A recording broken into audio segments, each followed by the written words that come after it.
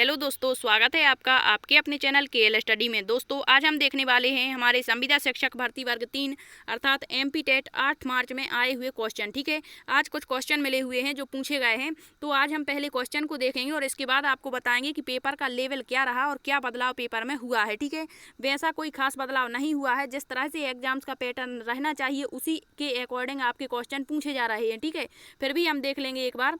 सबसे पहले देखते हैं कि कौन कौन से आज क्वेश्चन आए हुए हैं। ठीक है, किस किस टॉपिक से क्वेश्चन आए हैं। तो सबसे पहले क्वेश्चन आया हुआ है आपके सीडीपी में पावलाव। तो आपको पता है चाहे 5 मार्च हो या 6, 7, 8, अभी तक हर शिफ्ट में आपके अधिगम के सिद्धांत से 2 से 3 क्वेश्चन पूछे जा रहे हैं। ठीक है, तो अधिगम वाला जो टॉपिक आपका दिया गया है उसके सारे सिद्धांत आपको याद कर लेने हैं कि कौन सा सिद्धांत किसने दिया है, किस सिद्धांत को दूसरे किस नाम से जानते हैं। ठीक है, इससे आपका क्वेश्चन बन रहा है। ठीक है, और फैक्ट बेस भी बन रहा है, जैसे कह दिया कि जो द्विकारक सिद्धांत है वो किसने दिया है। ठीक है, तो इस तरह से आपको सारे सिद्धांत रट लेने हैं। ठीक है, क्योंकि लास्ट समय है। ठीक है, और इसमें आपको बहुत ही अच्छी मेहनत करनी है ताकि आपका सिलेक्शन हो ही जाए। ठीक, तो देखते हैं सबसे पहले क्वेश्चन आया हुआ है कि जो पावलाव ने प्राचीन अनुबंधन का सिद्धांत दिया है। अब आपको पता होना चाहिए कि पावलाव के सिद्धांत को प्राचीन अनुबंधन का सिद्धांत, शास्त्रीय अनुबंधन का सिद्धांत, परंपरागत अनुबंधन का सिद्धांत आदि नामों से जाना जाता है। ठीक है, तो इनके सिद्धांत जो इन्होंने दिया है इसमें इन्होंने कुत्ते पर प्रयोग किया था। तो पूछा गया है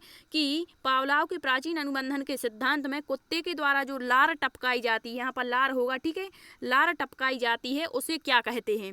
तो आपको पता होना चाहिए कि जो घंटी है उसे क्या कहते हैं, भोजन को क्या कहते हैं, लार को क्या कहते हैं। ठीक है, तो इसका करेक्ट आंसर हो जाएगा हमारा स्वाभाविक अनुक्रिया। ठीक है, अब आपको एक बार बता दें, आगे भी क्वेश्चन इससे बन सकता है। तो सबसे पहले पावलाव क्या करते हैं, और पावलाव को जब इन्होंने प्रयोग किया था पाचन के क्षेत्र में तो इनको 1904 में नोबेल पुरस्कार भी दिया गया था। क्वेश्चन बन सकता है, इसे याद रखना। ठीक, अब देखते हैं सबसे पहले अपने सिद्धांत में मतलब अपना प्रयोग इन्होंने किया तो उसमें क्या करते हैं। सबसे पहले UCS, ये क्या होता है हमारा, भोजन होता है। ठीक है, भोजन मतलब अनकंडीशनल स्टिमुलस। ठीक है, अनकंडीशनल स्टिमुलस मतलब भोजन, और भोजन क्या होता है इनके सिद्धांत में, तो स्वाभाविक उद्दीपक होता है भोजन। ठीक है, तो पहले ये भोजन देते हैं तो कुत्ता क्या करता है, लार टपकाता है, मतलब UCR। ठीक है, रिस्पॉन्स देता है कुत्ता। ठीक है, UCR मतलब अनकंडीशनल रिस्पॉन्स मतलब स्वाभाविक अनुक्रिया करता है। इसके बाद ये क्या करते हैं, दूसरी स्टेज में ये सबसे पहले घंटी बजाते हैं, मतलब केवल CS कंडीशनल स्टिमुलस। ठीक है, ये क्या होती है, घंटी।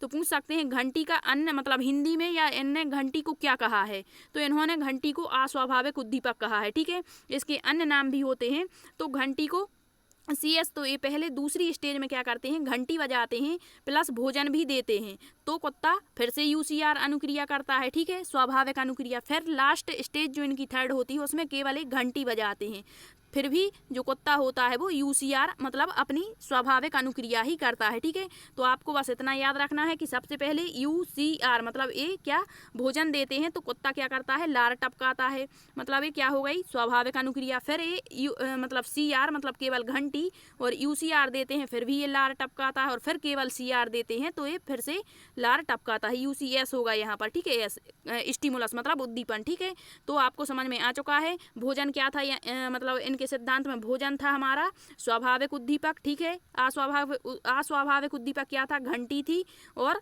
लार क्या थी, स्वाभाविक अनुक्रिया थी। ठीक है, लार नामक अनुक्रिया ये कर रहा था कुत्ता। ठीक है, तो आपको समझ में आ चुका होगा। इस तरह से क्वेश्चन पूछा गया है। तो आगे भी पूछ सकते हैं कि पावलाव के प्राचीन अनुबंधन के सिद्धांत में भोजन को इन्होंने क्या कहा है, या फिर घंटी को इन्होंने क्या कहा है। ठीक है, अब देखते हैं नेक्स्ट क्वेश्चन आया हुआ है गर्भावस्था से, मतलब अवस्थाओं से भी क्वेश्चन हर बार बन रहा है। ठीक है, तो आपको चारों अवस्थाएं अच्छे से याद कर लेनी है, गर्भावस्था आपकी, शैशवावस्था, बाल्यावस्था और किशोरावस्था। तो पूछा गया है कि गर्भावस्था जो है इसका प्रथम चरण कौन सा होता है। तो जिसने भी गर्भावस्था पढ़ी होगी कब से कब तक होती है, तो गर्भधारण से जन्म तक, मतलब गर्भधारण से जन्म तक की जो अवस्था होती है वो हमारी गर्भावस्था होती है। और गर्भावस्था को 3 स्टेजेस में बांटा गया है। कौन कौन सी होती हैं, तो हम आपको बता दें, सबसे पहली जो स्टेज होती है इनकी गर्भावस्था की वो होती है हमारी डिंबावस्था। कौन सी होती है, डिंबावस्था। डिंबावस्था को ही अन्य किस नाम से जाना जाता है, तो इसे ही बीजावस्था कहते हैं। क्या, बीजावस्था। और इसे ही रोपणावस्था कहते हैं। क्या, रोपणावस्था। और इसे ही अंकुरणावस्था कहते हैं। ठीक है, तो ये चारों नाम आपको याद रखने हैं। और ये पहली इनकी स्टेज होती है किसकी, गर्भावस्था की। तो यही पूछा है कि प्रथम चरण कौन सा है, तो वो होता है डिंबावस्था। अब दूसरा यदि पूछ लें कि गर्भावस्था का दूसरा चरण कौन सा होता है, तो वो होता है पिंडावस्था, और पिंडावस्था को ही भ्रूण अवस्था कहते हैं, एम्ब्रियोनिक स्टेज। ठीक है, तो ये दोनों दूसरी स्टेज, और तीसरी जो इनकी होती है फेटल स्टेज जिसे कहते हैं, गर्भस्थ शिशु की अवस्था। तो ये तीनों आपको याद रखनी है। ठीक है, नेक्स्ट क्वेश्चन आया हुआ है, किस मनोवैज्ञानिक ने संज्ञानात्मक विकास को 4 चरणों में विभक्त किया है। तो आपको पता है संज्ञानात्मक विकास का सिद्धांत किसने दिया है, हमारे जीन पियाजे ने, और इन्होंने कितनी स्टेजेस बताई हैं, तो 4 स्टेजेस इन्होंने बताई हुई हैं। सबसे पहले कौन सी बताई है, संवेदीगामक अवस्था। ठीक है, फिर पूर्व संक्रियात्मक अवस्था, फिर इसके बाद में मूर्त संक्रियात्मक अवस्था, और चौथी बताई है अमूर्त या औपचारिक संक्रियात्मक अवस्था। ठीक है, तो इनका क्रम याद रखना, इंग्लिश में इनके नाम याद रखना, इनका टाइम पीरियड याद रखना, और इनकी विशेषताएं भी आपको याद रखनी है। ठीक है, तो यहाँ दिया है कि संज्ञानात्मक विकास को 4 चरणों में किसने विभक्त किया है, जीन पियाजे ने। ठीक है, फिर वाइगोस्की के बारे में भी आप पढ़ना, सामाजिक सांस्कृतिक अनुक्रिया का सिद्धांत दिया है इन्होंने, जेड-पीडी के बारे में बताया है, इसके फोल्डिंग के बारे में बताया है। ठीक है, इसके फोल्डिंग के बाद इन्होंने MKO के बारे में बताया है, तो इनके भी टर्म याद रख लेना। ठीक है, फिर इसके बाद दिया है कोहलर का भी सिद्धांत, जिन्होंने गेस्टाल्टवादी थे कोहलर। ठीक है, इसके बाद कोहलबर्ग, इन्होंने नैतिक विकास का सिद्धांत दिया है, जिसमें इन्होंने 3 स्तर बताए हुए थे, पूर्व परंपरागत स्तर, परंपरागत स्तर और पश्च परंपरागत स्तर। ठीक है, तो ये याद रखना, आगे पूछे जा सकते हैं। नेक्स्ट है, पूछा गया है कि बालक का जो वजन है वो 1 वर्ष में कितना हो जाता है। तो आपको पता होना चाहिए कि जन्म के समय बालक का वजन 3.8 करके इतना पौंड में होता है। ठीक है, इस तरह से। तो पूछा गया है कि 1 वर्ष में ये वजन कितना हो जाता है। ठीक है, तो ये वजन हो जाता है 3 गुना। ठीक है, कितना, 3 गुना। यदि पूछ लेता कि 6 माह में कितना हो जाता है, 6 माह का पूछता यदि, तो 6 माह में 2 गुना होता है। ठीक है, तो इस तरह से भी क्वेश्चन बन रहा है, तो इसे भी याद रखना। ठीक है, नेक्स्ट है, बहुबुद्धि के सिद्धांत से क्वेश्चन पूछा गया है, और डायरेक्टली क्वेश्चन पूछ लिया कि बहुबुद्धि का सिद्धांत किसने दिया है। तो जो बहुबुद्धि का सिद्धांत है वो किसने दिया है, हार्वर्ड गार्डनर ने दिया है, और इन्होंने 10 प्रकार की बुद्धियां बताई हुई थी। ठीक है, और ये भी पूछा जा सकता है कि किस व्यक्ति में कौन सी बुद्धि होगी, जैसे कह दिया कि जैसे कह दिया कि प्रकृतिवादी बुद्धि किस में सबसे ज्यादा होगी, तो जैसे कह दिया जीव विज्ञानी है। ठीक है, तो इसमें सबसे ज्यादा होगी।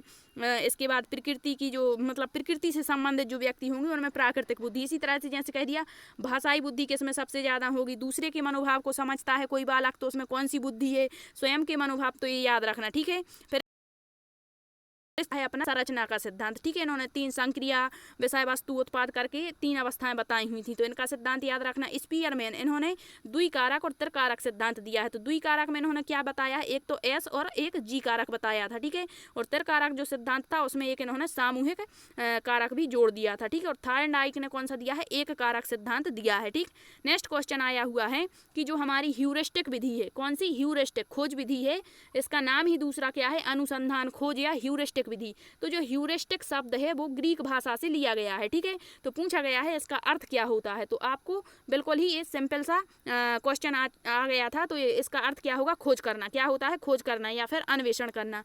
फिर यहाँ चयन, समाधान, ये कुछ नहीं। ठीक है, तो इसका करेक्ट आंसर खोज करना। तो आपको ये भी याद रखने हैं कि कौन सी विधि किसने दी है। ठीक है, और किस विधि में किस तरह से प्रयोग किया जाता है, ये भी आप याद कर लेना। फिर दिया है वाइगोस्की के अनुसार सीखने को किससे पृथक नहीं किया जा सकता।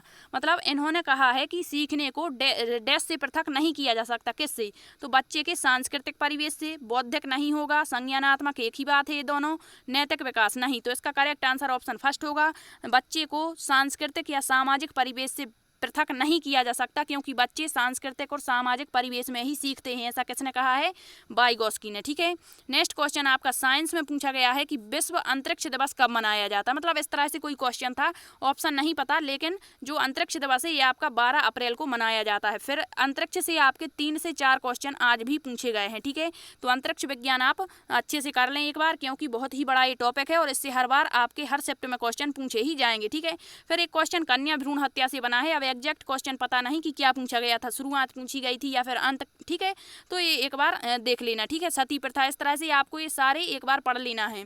इसके बाद पुस्तकालय, संधि, 3 संधि पूछी गई हैं आज, 3 क्वेश्चन आए हैं संधि से। ठीक है, तो आपको याद रखना है, संधि एक बार देख करके जाना है कि कौन सी संधि मतलब किस शब्द में कौन सी संधि होगी, या संधि का विच्छेद किस तरह से होगा। 2 प्रकार से क्वेश्चन बनते हैं। तो पूछा गया है पुस्तकालय में कौन सी संधि है, तो पुस्तकालय, पुस्तक प्लस आलय क्या हो जाएगा हमारा, पुस्तक प्लस आला है, ठीक है। तो आ और आ जुड़ जाता है तो बड़ा आ बन जाता है, और ये कौन सी संधि में होता है इस तरह से, तो दीर्घ स्वर संधि में। कौन सी? दीर्घ स्वर संधि में होता है, ठीक है। नेक्स्ट क्वेश्चन आया हुआ है भाषा अर्जन के संबंध में। तो आपका पहला टॉपिक ही दिया गया है भाषा अर्जन एवं ग्रहणशीलता। तो हर बार इससे क्वेश्चन पूछा ही जाता है हिंदी पेडागोजी में, ठीक है।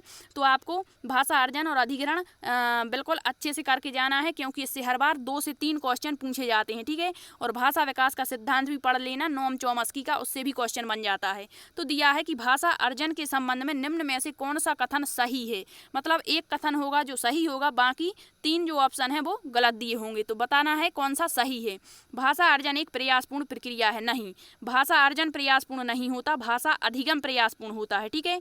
भाषा अर्जन एक सहज, सरल और स्वाभाविक, बिल्कुल यही करेक्ट होगा। हमें पूरे ऑप्शन देखने हैं। लेकिन भाषा अर्जन एक क्रमबद्ध, नहीं। भाषा अर्जन क्रमबद्ध नहीं होता। भाषा अर्जन कहीं भी किसी भी समय किसी भी व्यक्ति के द्वारा किसी भी संस्थान में, संस्थान नहीं कह सकते, मतलब किसी भी स्थान पर सीखा जा सकता है अर्जन, ठीक है। तो ये भी गलत हो गया। भाषा अर्जन एक औपचारिक, नहीं। यदि यहाँ अनौपचारिक होता तो मान सकते थे, लेकिन औपचारिक जो होता है वो अधिगम होता है, अधिगम ही क्रमबद्ध होता है, ठीक है। तो इसका करेक्ट आंसर हमारा ऑप्शन बी हो गया, ठीक।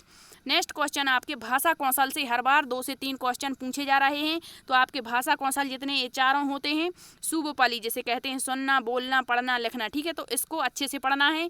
नेक्स्ट एनसीएफ से भी आपका क्वेश्चन बन रहा है, और आपकी एनसीएफ के बाद समावेशी शिक्षा से भी हर बार क्वेश्चन पूछा जा रहा है, ठीक है। तो इन टॉपिक को अच्छे से कर लें। भिन्न आपके मैथ में जो फ्रैक्शन होती है उससे 3 से 4 क्वेश्चन हर शिफ्ट में पूछे ही जा रहे हैं, ठीक है। प्रतिशत से भी आपके 3 से 4 क्वेश्चन बन रहे हैं, औसत से भी आ रहे हैं, ठीक है। और सिंप्लीफिकेशन से भी आपके क्वेश्चन बन रहे हैं, ठीक है। तो इस तरह से आपके जो क्वेश्चन थे वो यहाँ पर कंप्लीट होते हैं। फिर मतलब किस तरह से पेपर का लेवल रहा वो आपको बताते हैं।